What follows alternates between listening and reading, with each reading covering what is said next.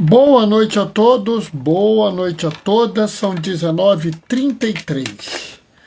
Hoje foi uma doideira total, eu fiquei numa correria. Vou dizer para vocês que eu não tive nem tempo de ver o Evangelho. Vou fazer uma improvisação absoluta, né? Vamos ver o que vai dar, né? Porque eu não sei nem qual é a leitura, né? Estamos muito ocupados lá com uma atividade super complexa no hospital. E sabe quando é assim? É um problema, porque acontece um monte de coisa junto, né? Então a gente está tendo que resolver um monte de coisa. É sempre assim, né? Então vamos ver aqui o que aparece de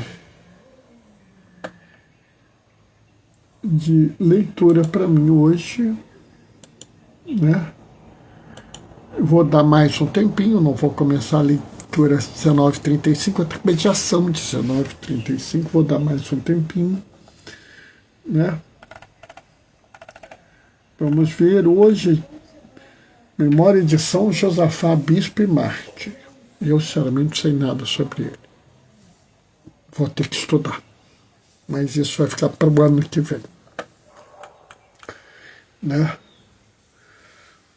Estou vendo aqui que a primeira leitura é o livro da sabedoria, não vai dar para ler, né? Salmo 81, né? Ih, meu Deus do céu, Salmo 81 já começa assim: fazei justiça aos indefesos e aos órfãos, ao pobre e aos humildes absolvei. Libertai o oprimido e o infeliz da mão do opressor, arrancai-os. Né? E agora a gente chega aqui no Evangelho. Eu já sei qual é o Evangelho, né? Daqui a pouquinho a gente começa. Vamos dar mais um minutinho para ver se entra alguém. E entrou alguém. Quem entrou?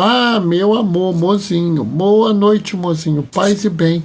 Mozinho tá ali na sala, aqui pertinho, né? Acho que vai ser a única pessoa que vai assistir a live hoje, porque não fiz chamada, estou começando atrasado. Hoje é derrota total.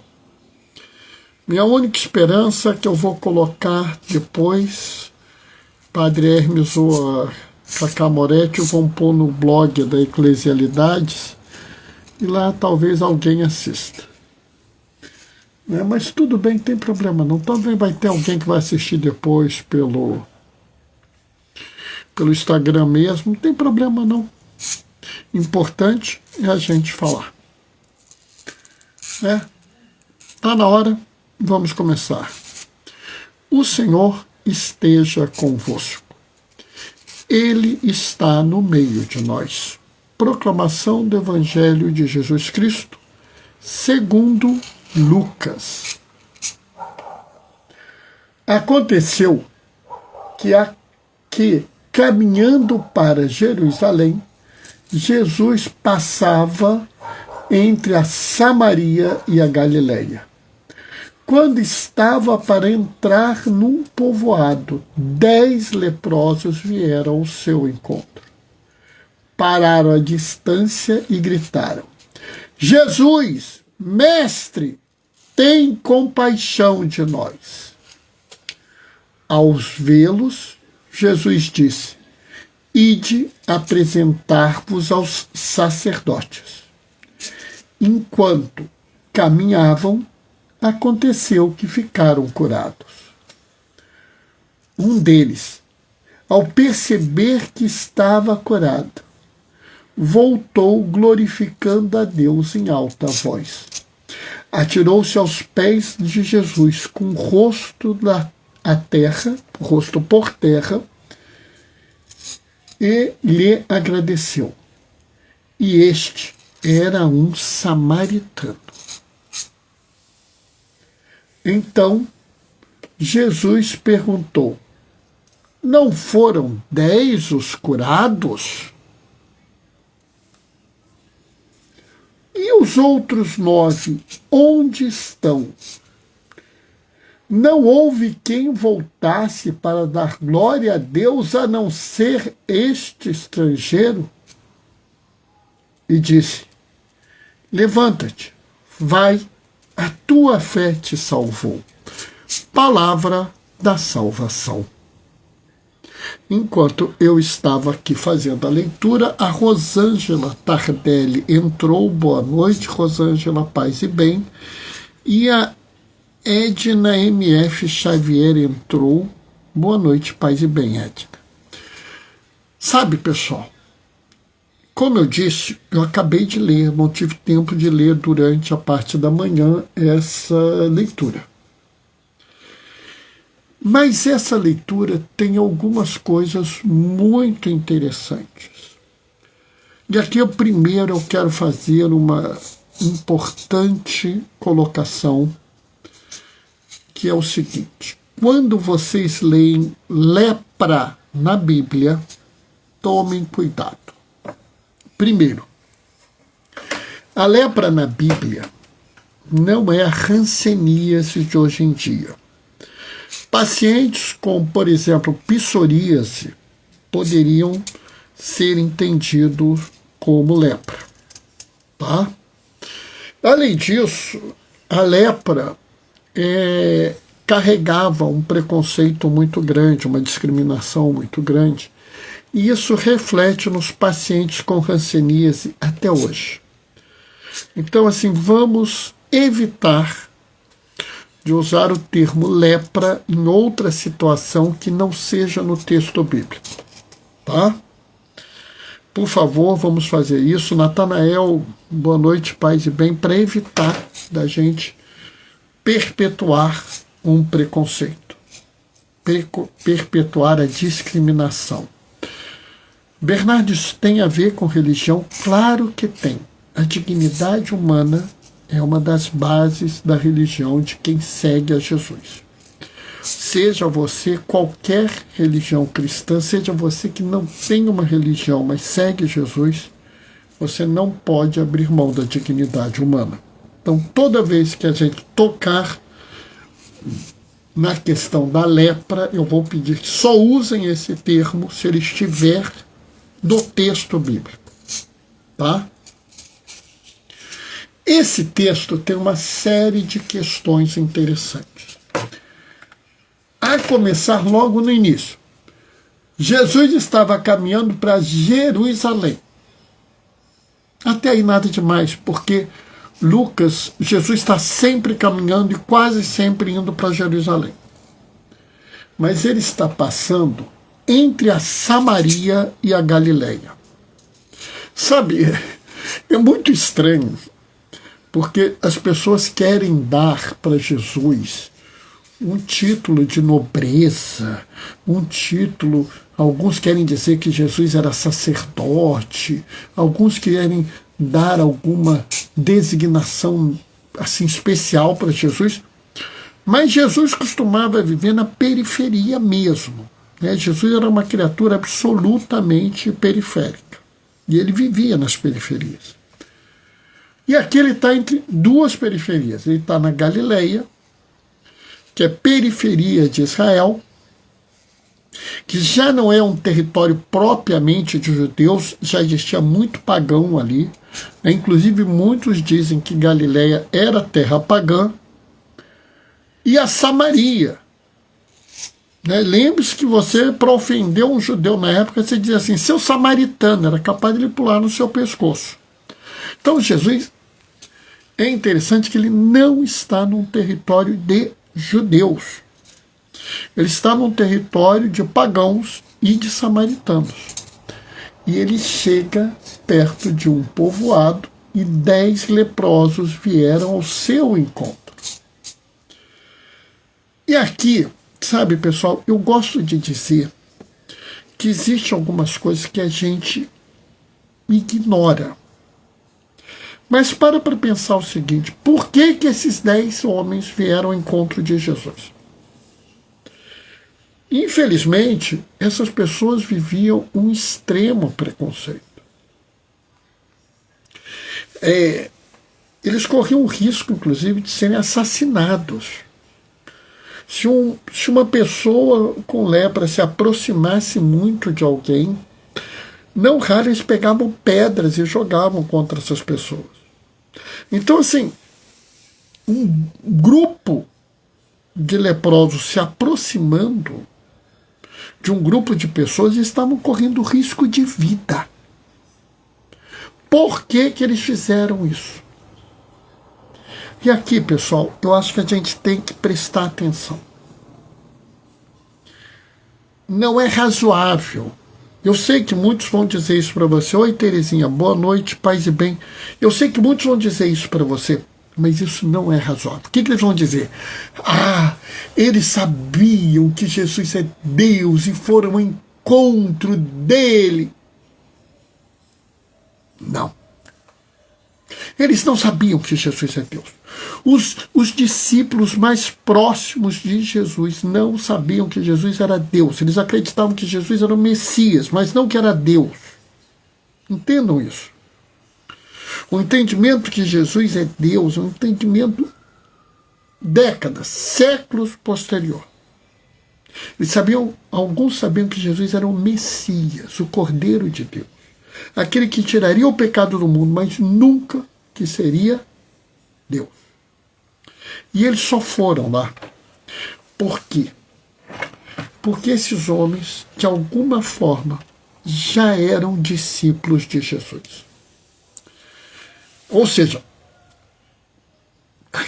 eles estavam indo ao encontro de alguém que eles já acreditavam, já seguiam, já, de alguma forma, eram discípulos. E uma das provas é como eles chamam Jesus mestre.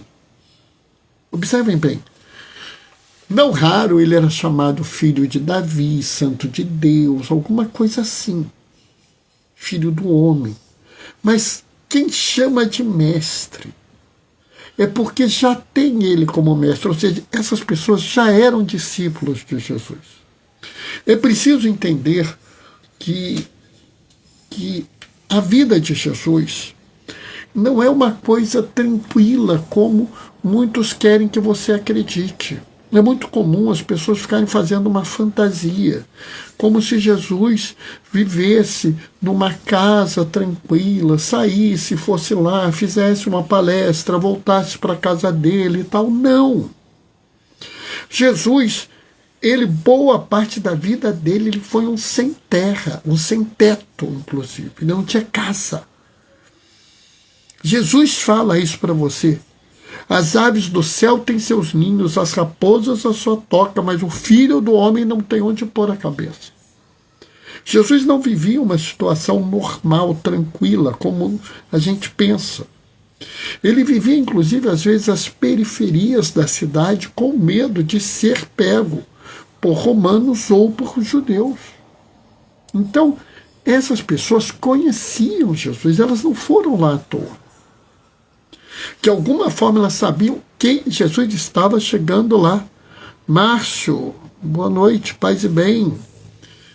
Márcio não, é o Marcelo. Ó, Marcelo, boa noite, paz e bem, Marcelo, tudo bem? Então, eles estão chegando lá e eles falam: mestre, tem compaixão de nós. E aí a gente tem que entender por que Jesus manda eles irem aos sacerdotes. Aqui é muito importante, porque algumas pessoas teimam em dizer que Jesus era sacerdote. Jesus nunca foi sacerdote, nunca quis ser sacerdote e não seria aceito como sacerdote, porque ele não era da casta sacerdotal. E mais que isso, o que Jesus ensina como religião não é uma religião de sacerdotes, é uma religião de ministros. Não é de uma classe de pessoas separadas que fariam a intercâmbio de você com Deus. Né? Ô, de Mesquita, querida, tudo bem? Como é que você está? Boa noite, paz e bem. E sim, uma classe de pessoas que viviam entre si. Todos eram ministros uns dos outros. Todos serviam uns aos outros. É o que nós chamamos de sinodalidade. Cada um com sua responsabilidade, com seu papel, mas todos caminhando junto com Deus. Quem é que está chegando? Ô, Marilu, boa noite, paz e bem. E aí, dentro dessa lógica, dentro dessa coisa, nós vamos adiante e vamos pensando o seguinte. Por que Jesus manda que se apresente ao sacerdote? Marilu, você quer dividir a tela comigo ou você apertou acidentalmente? O que acontece? Na época, você só podia voltar a conviver com as pessoas se o sacerdote dissesse que você estava curado da lepra. Ou seja, não interessa o que acontecesse, se o sacerdote não dissesse que você foi curada, você não poderia frequentar aquilo. A pessoa era obrigada a isso. E não só isso, como tinha que fazer uma oferta, se eu não me engano, 2 rolinhas ou um pombo. Foi acidental, tranquilo, sem problema. Tem muita gente que faz isso, Marilu.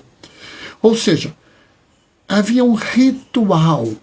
Não bastava aquilo tinha que passar pelo cartório dos sacerdotes.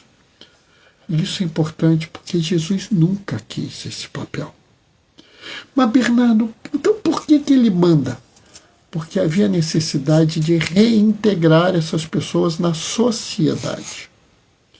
Jesus, ele opera nessas pessoas as 3 curas. A cura espiritual. Por quê? Porque elas acreditavam estar sendo castigadas por Deus por algum pecado que elas tivessem feito.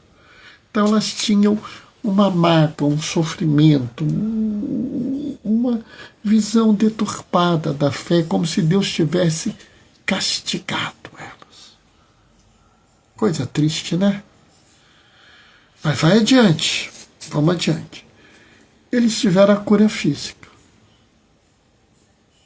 A lepra, que não é a hanseníase, volto a insistir, sumiu e eles ficaram curados. Mas eles ainda eram excluídos, eles ainda eram marginalizados, eles ainda estavam fora. E aí? O que se faz? Como é que resolve essa parada? Ele tem que ir ao sacerdote. E aqui é que eu acho que tem uma liçãozinha que, vamos dizer assim, vale a pena você e eu pensarmos.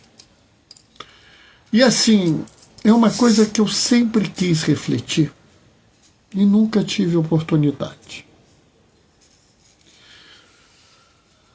10 foram curados, mas só um voltou. Ah, Bernardo, esse é muito bom, porque ele tem fé, porque eles... Todos eles têm fé. Todos eles.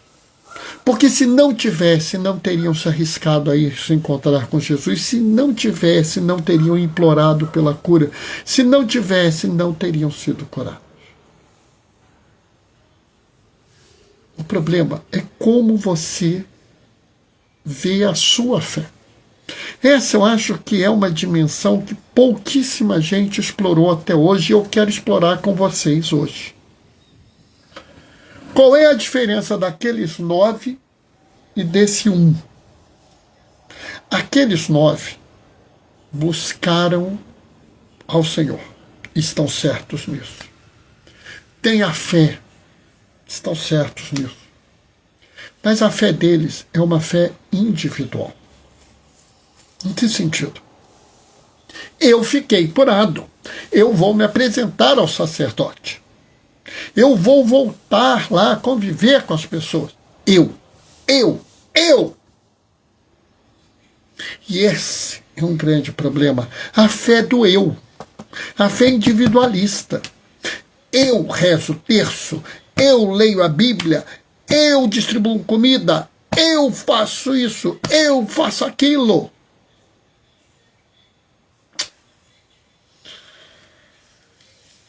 Essa fé, ela não está errada, mas ela não está madura. Entenda bem, a fé individualista, ela não é necessariamente errada, ela é uma fé imatura. Ela ainda não observou que a fé em Jesus é uma fé de comunidade. E esse ele fez a fé de comunidade. Quando ele se viu curado, em vez de ele buscar a redenção dele, a legitimação dele, ele voltou. Voltou para se encontrar com Jesus. E uma vez que ele se encontra com Jesus, ele volta glorificando a Deus, que bom, positivo para ele, e se atira aos pés de Jesus. Sabe, aqui o importante não é o ato de se atirar aos pés e colocar o rosto no chão, mas é o ato de voltar àquela comunidade onde ele foi curado. É voltar àquela comunidade, porque Jesus não estava sozinho, Jesus tinha os outros discípulos com ele. É o ato de voltar e mostrar ao mundo, eu fui curado. É o ato de se colocar. Ai, meu Deus do céu. Enio, diácono Enio, boa noite, paz e bem, querido. Que bom te ver aqui. É o ato de voltar àquela comunidade e dizer, pessoal, eu fui curado. Deus é misericordioso e me acolheu. Mesmo eu não merecendo, né? Mesmo eu não tendo feito nada, mesmo eu, paz, meu irmão, mesmo eu sendo uma pessoa simples, eu sou um samaritano que todo mundo diz que eu não presto, mas Deus me curou. Esse testemunho dele que ele dá àquela comunidade é essencial. Ele não está tão preocupado em garantir a sua legitimidade na sua cidade, porque ele foi curado. Ele está naquele momento querendo mostrar aos outros, olha, valeu a pena confiar no Senhor. Valeu a pena eu ter vindo aqui. Valeu a pena eu ter me arriscado.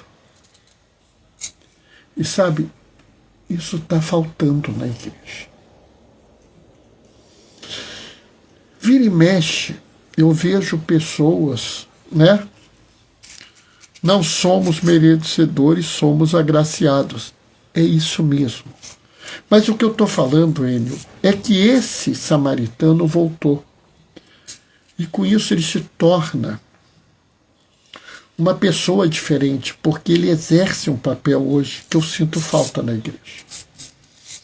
Eu vejo um bando de gente buscando a sua fé, a sua recompensa, o seu bem-estar, a sua satisfação.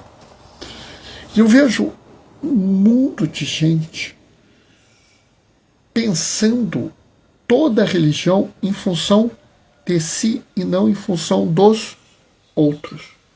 Essas pessoas parecem querer algo especial para elas e só para elas. Sabe, eu vi gente absolutamente revoltada com porque a igreja disse que você não pode chamar Maria de corredentora e que deve evitar medianeira de todas as graças. E eu vi gente falando assim, eles querem provocar divisão. Eu vou continuar chamando Maria. Não, eles não querem provocar divisão. Você que quer.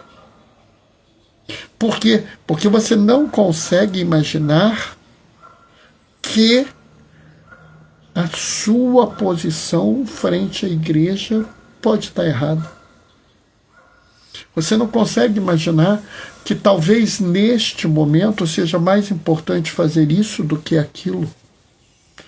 Você não consegue pensar, por exemplo, que apesar de tudo que você aprendeu, você pode estar errado.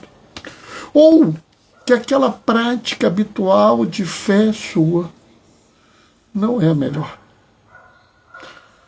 Voltar renovados pela misericórdia, diferente da egolatria que volta a si mesmo num movimento de divisão. É o que vale. O que vale é o ego. Isso mesmo, é isso. O Enio colocou perfeitamente. Esse é o problema da fé individualista. O que vale é o ego. O que vale é o meu, é o eu. É como eu penso, é como eu faço, é o que eu vou conseguir. Eu fui curado da lepra, eu vou correndo lá para eu ser validado pelo sacerdote.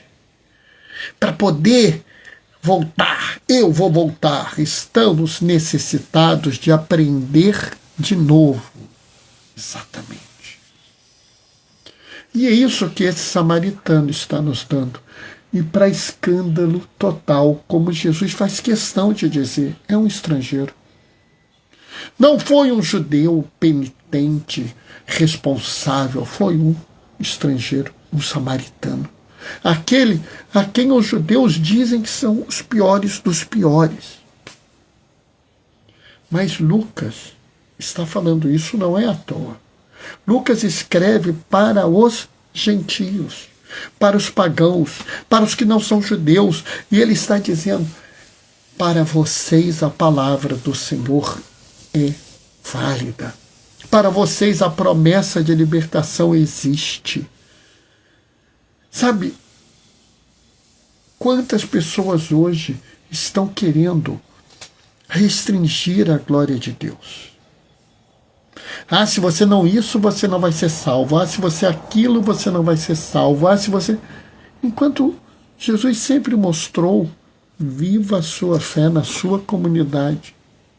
É isso que eu te peço. A quantidade de regras e mandamentos de Jesus é muito pequena.